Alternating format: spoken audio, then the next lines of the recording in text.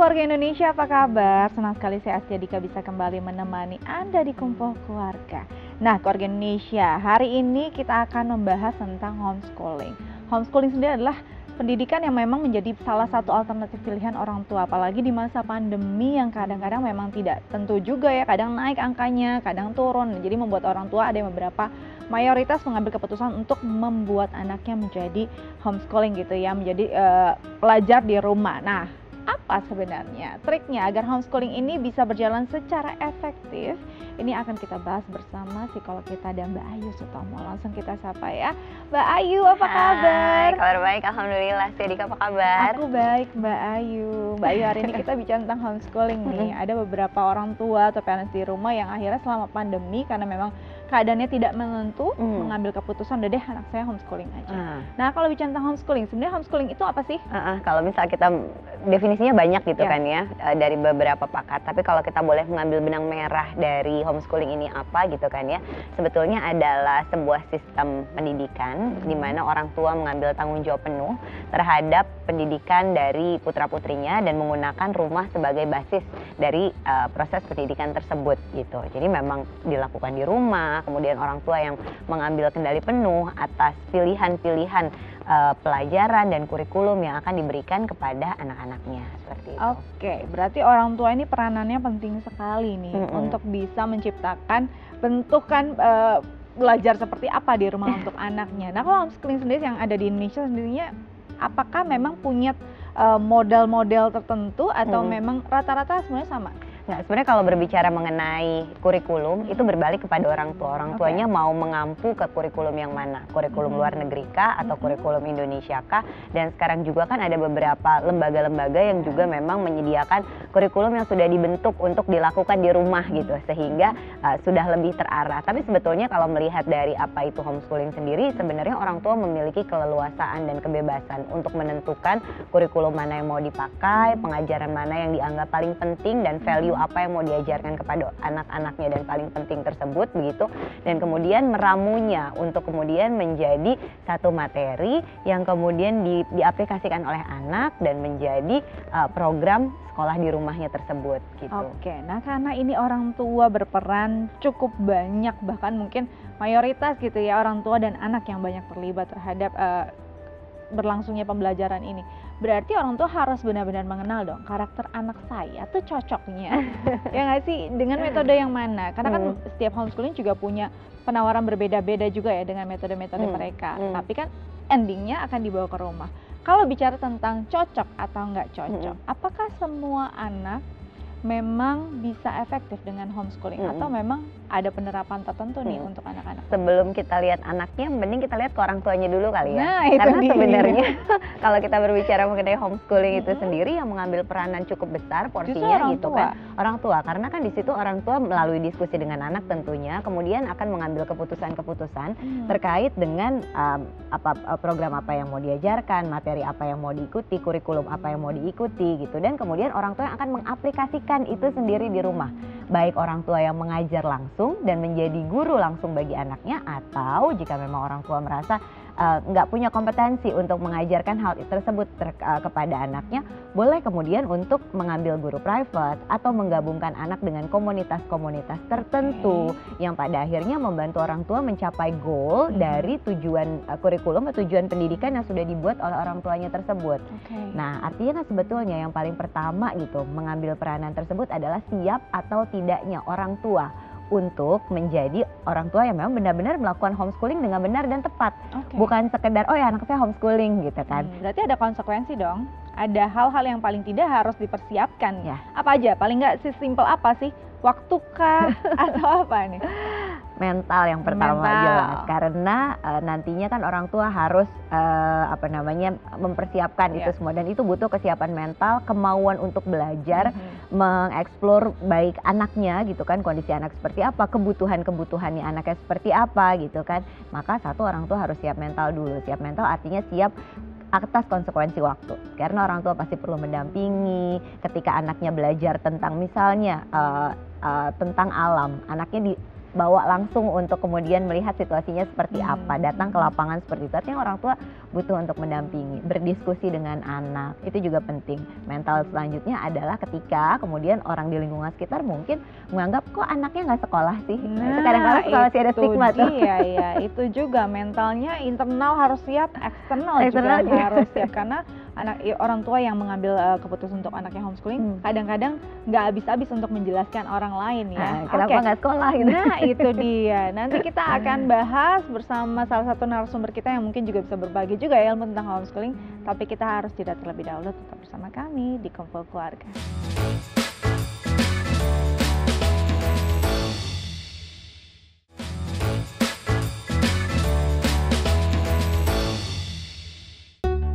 Ya pemirsa, kembali lagi di Kumpul Keluarga, masih membahas tentang homeschooling, bagaimana metode yang tepat untuk bisa membuat pembelajaran ini efektif di rumah. Dan kali ini kita akan ngobrol dengan salah satu ibu bernama Rahel. Langsung kita sapa. Halo Ibu Rahel, apa kabar? Halo, kabar baik. Oke, hari ini kita bicara tentang homeschooling. Tapi sebelumnya saya mau tanya nih, Ibu punya putra atau putri, usia berapa Ibu? Saya punya 2 putra, usianya 16 dan 12 menuju 13 yang kecil. Baik, sudah ada yang remaja ya. Oke, kalau bicara tentang homeschooling, apakah Ibu Rahel punya pengalaman dengan anak-anaknya dengan kondisi atau mungkin pembelajaran homeschooling? Iya, kebetulan kami memang keluarga homeschooler. Jadi kedua anak saya memang benar-benar tidak pernah mengenyam pendidikan formal. Oke, luar biasa. Apa yang waktu itu membuat ibu dan juga pasangan akhirnya mengambil keputusan kayaknya saya mau anak-anak saya mengenyam pendidikannya dengan homeschooling? Awalnya sih sebenarnya lebih karena saya pribadi tidak menemukan sekolah yang menurut saya sesuai dengan visi misi saya gitu ya terhadap pendidikan anak. Nah, semenjak itu juga akhirnya kami memutuskan untuk kenapa nggak kita mencoba untuk mendidik aja sendiri sesuai dengan value yang kita punya. Oke, jadi memang di situ ya, di awalnya memang belum bertemu nih sekolah yang sesuai dengan visi dan misi dari Ibu Rahel dan juga pasangan. Nah, kalau kita bicara tentang akhirnya memutuskan homeschooling, nah ini kan berarti tadi sempat dibahas juga oleh psikolog kita, memang kesiapan mental orang tua nih sangat-sangat dibutuhkan dan keyakinannya, karena mungkin 60% atau 80% semuanya kan ada di rumah. Apa saja yang Ibu Rahel dan pasangan waktu itu siapkan untuk bisa memulai pendidikan dengan homeschooling untuk putra-putra Anda? Jelas persiapan pertamanya lebih awalnya sih parenting ya. Karena kan seperti kita tahu katanya nggak ada sekolah untuk orang tua, jadi itu penting kayaknya untuk berbagi juga, mencari tahu lebih banyak mengenai parenting, mengenai perkembangan anak. Lalu jelas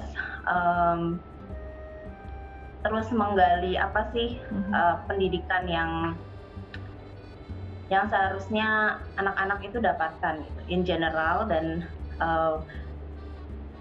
melihat juga anak kami itu sebenarnya mau dibawa kemana itu kan tergantung kami ya. Jadi makanya itu disesuaikan juga dengan si visi misi tadi, sambil ya terus belajar sih pastinya. Baik, jadi justru yang pertama dipelajari, disiapkan justru pola asuhnya dulu, karena nggak ada sekolahnya nih untuk jadi orang tua. Nah, kalau boleh tahu Ibu, metode apa sih yang diterapkan saat itu? Apakah memang ini sama saja kok kayak seperti sekolah reguler yang tiap hari ada belajar gitu dengan jam waktu tertentu, dengan pilihan mata pelajaran tertentu, atau justru memang sudah disiapkan modulnya dengan pembelajaran yang lebih fleksibel? Kalau awal sih jelas saya lebih kepada pembentukan karakter anak ya. Jadi karena saya punya concern melihat anak-anak yang dalam tanda kutip kurang gitu ya, budi pekertinya gitu. Jadi saya mencoba untuk semaksimal mungkin di situ dulu untuk awal.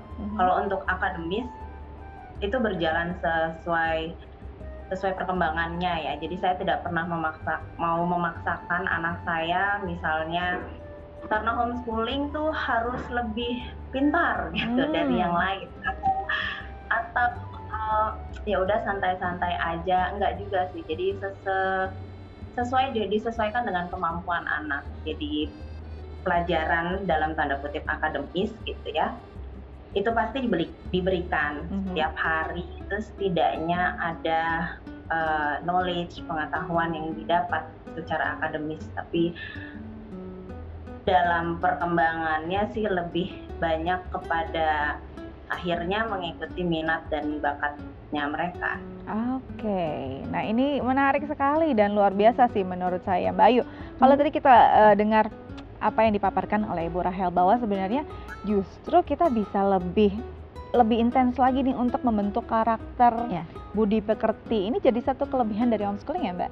Karena sebetulnya homeschooling itu kan memberikan keleluasaan bagi orang tua untuk kemudian dari rumah membentuk anak sesuai dengan value dan beliefs yang orang tua mau anak-anak itu kuatnya di mana gitu. Nah, homeschooling ini kan memberikan keleluasaan untuk itu, mulai dari kebebasan untuk mengatur materi mana yang kemudian mau dijadikan prosentase yang paling banyak, kemudian karena interaksi dengan anak juga cukup banyak, maka bisa mengetahui apa yang sebetulnya menjadi bidang peminatan anak dan apa yang anak sukai, sehingga kemudian bisa memberikan highlight di situ untuk kemudian mendukung lebih atas hal tersebut gitu. Nah, itu bisa dibilang sebagai keleluasaan yang didapat dengan metode sekolah ini gitu. Dan itu mungkin kalau di sekolah tadi mungkin seperti yang Bu Rahel sampaikan, kita harus berbenturan dengan nilai-nilai yang kayaknya nggak cocok ya dengan value keluarga kita gitu kan. Yang mau saya bentuk anak-anak tuh nggak seperti ini, dan itu sulit. Akhirnya mengambil keputusan untuk melakukan homeschooling ya itu karena memang keleluasaannya orang tua banyak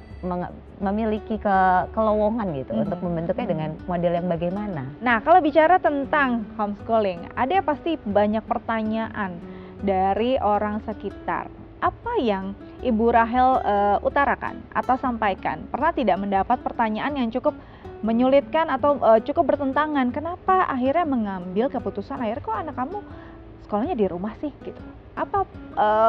Apa ya jawaban yang mujarab atau jawaban yang efektif dan tepat nih untuk bisa paling tidak membuat orang tersebut mengerti?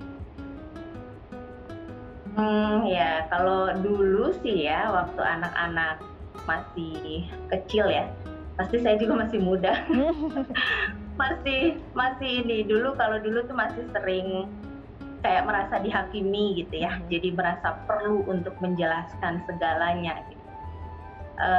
Tapi seiring berjalannya waktu saya menemukan jawaban yang menurut saya adalah versi saya yang terbaik gitu ya, bahwa kenapa saya memilih homeschooling itu ya, hidup itu banyak sekali pilihannya. Jadi selama kami sebagai orang tuanya dapat bertanggung jawab, dan saya juga nggak bisa bilang hasilnya saat ini ya, hari ini gitu, tapi itu semua penuh dengan kesadaran dan penuh dengan tanggung jawab. Jadi memang sebuah pilihan yang sadar gitu, bukan untuk sekedar karena alasan tertentu atau ikut tren gitu, enggak ya. Jadi karena memang benar-benar dengan kesadaran ya, kami akan terus bertanggung jawab sampai waktunya nanti lah gitu. Jadi ya itu jawabannya soal saya. Sekarang kadang saya cuma senyum aja, atau ya saya jawab itu adalah sebuah pilihan karena terlalu banyak stigma ya di luar sana mengenai homeschooling. Nah, Ibu Rahel, di sini ada psikolog kita. Mungkin ada yang ingin ditanyakan terkait tema kita hari ini, silakan. Oke, selamat siang Mbak Ayu ya. Siang. Ngomongin homeschooling itu sebenarnya kan lekat dengan orang tua yang mendidik anaknya sendiri gitu ya. Saya juga punya 2 anak yang karakternya itu amat sangat berbeda gitu. Bisa dibilang 180 derajat lah. Itu kadang saya pribadi secara psikologis kadang suka mempertanyakan gitu. saya tahu bahwa mungkin itu memang bawaan si anak ya, mungkin itu sudah menjadi karakter awalnya gitu. Tapi saya seperti kadang tuh saya mendidiknya sama gitu, saya memberi kesempatan yang sama juga kepada mereka untuk jadi diri mereka masing-masing. Tapi ada hal-hal yang memang kadang-kadang saya kenapa ya kok yang si A ini nggak bisa seperti si B misalnya, atau si B itu nggak bisa ya seperti si A. Kadang wajarkah gitu, atau memang ada sesuatu yang harus diperbaiki, karena saya pribadi juga saya nggak mau kalau anak saya terlalu clingy gitu ya, terlalu apa-apa karena selalu bersama dengan orang tuanya. Orang-orang berpikir bahwa kalau homeschooling itu 24 jam bersama orang tua, padahal kenyataannya tidak seperti itu gitu. Cuma ya itu batasan-batasan, apalagi sekarang kan remaja ya, remaja tuh udah yang baper tingkat dewa gitu kan ya.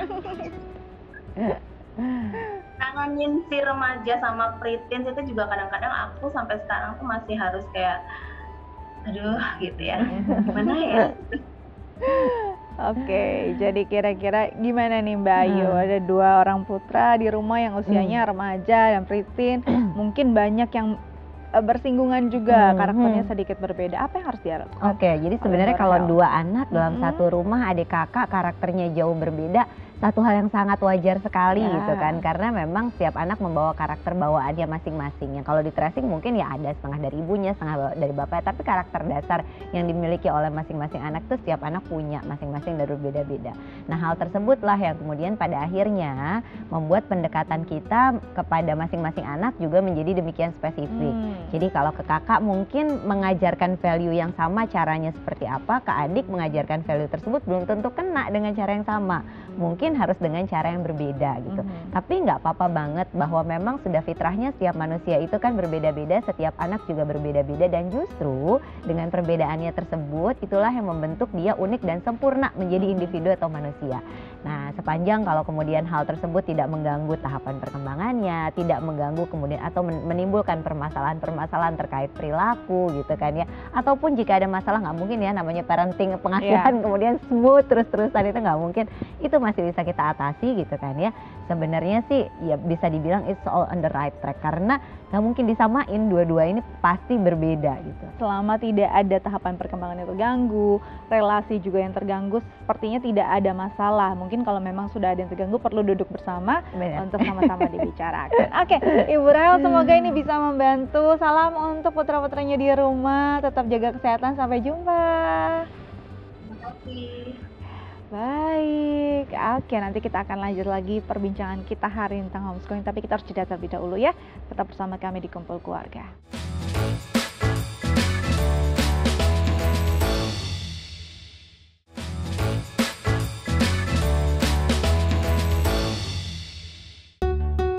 Baik pemirsa, kembali lagi bersama kami di Kumpul Keluarga dan masih membahas tentang homeschooling. Tadi kita juga sudah ngobrol ya dengan seorang ibu yang punya 2 putra.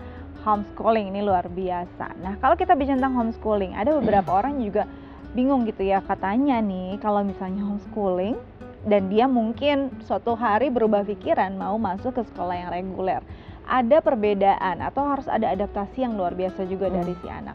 Apa yang harus dilakukan orang tua ketika dia ternyata di tengah jalan berubah pikiran?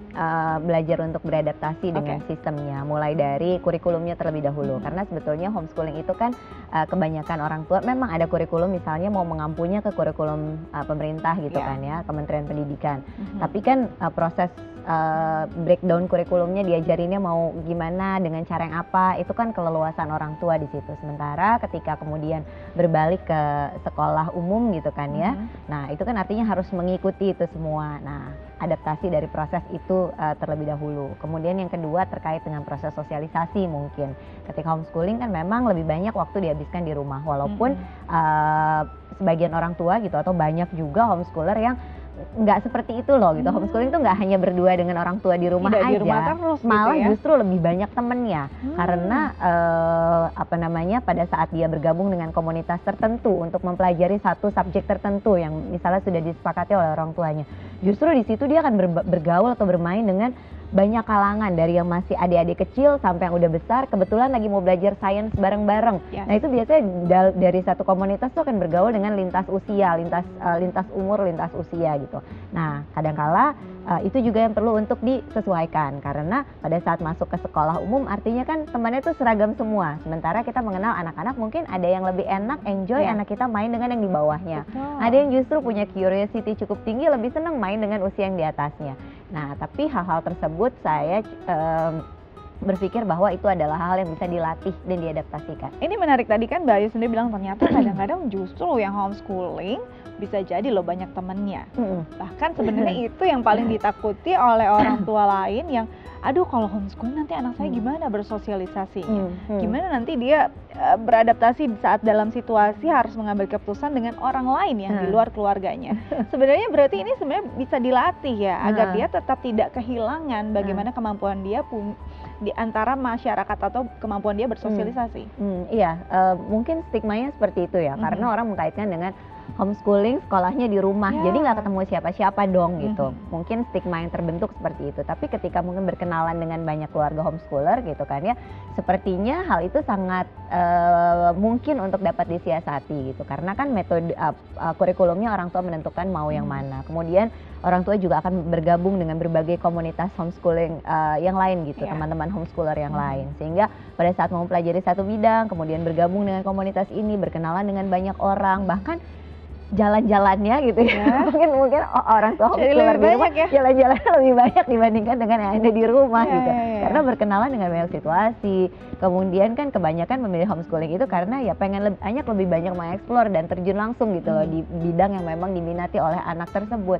Nah akhirnya kebanyakan ya mungkin 50-50 ada di rumah ada di luar, tapi kalau misal kekhawatiran nanti sosialisasinya gimana, itu satu hal yang sangat mungkin untuk disiasati. Nah kalau dari sini berarti kan orang tua yang benar-benar melihat bakat dan minat anak gitu ya. Dan orang tua sebenarnya kadang-kadang punya unfinished business juga nih. Ya kan, bakat saya, minat saya kadang-kadang mau juga anak teruskan. Bagaimana orang tua bisa membatasi ini agar tidak benar-benar menaruh egonya atau menaruh impiannya pada anak? Ya kalau misal ditanya bagaimana harus mensiasatinya atau menghadapinya, berkesadaran, pengasuhan yang berkesadaran bahwa anak kita adalah individu yang berbeda dengan kita, anak kita adalah anak yang mungkin punya potensi, kelebihan, kekurangan dan juga kepribadian yang mungkin jauh berbeda dengan kita, dan karena dia adalah individu yang berbeda, maka patutlah bagi dia juga untuk punya mimpi-mimpi yang berbeda yang mungkin tidak sama dengan saya. Sepanjang itu membawa kebaikan gitu kan ya, itu tidak membawa satu hal yang buruk, justru membawa banyak manfaat untuk orang lain dan komunitas, ya kenapa enggak? Tapi harus berkesadaran dulu bahwa ini beda loh, bukan saya, ini anak saya. Intinya pola asuh yang berkesadaran, jadi kita tahu pasti apa yang sebenarnya tepat untuk anak kita. Mbak, terima kasih banyak sudah berbagi bersama kami di Kumpul Keluarga. Tetap jaga kesehatan ya Mbak Ayu ya. Oke, keluarga Indonesia, semoga tips dari Mbak Ayu tadi bisa berguna untuk Anda di rumah. Selamat berakhir pekan, saya Sia Dika pamit undur diri, sampai jumpa.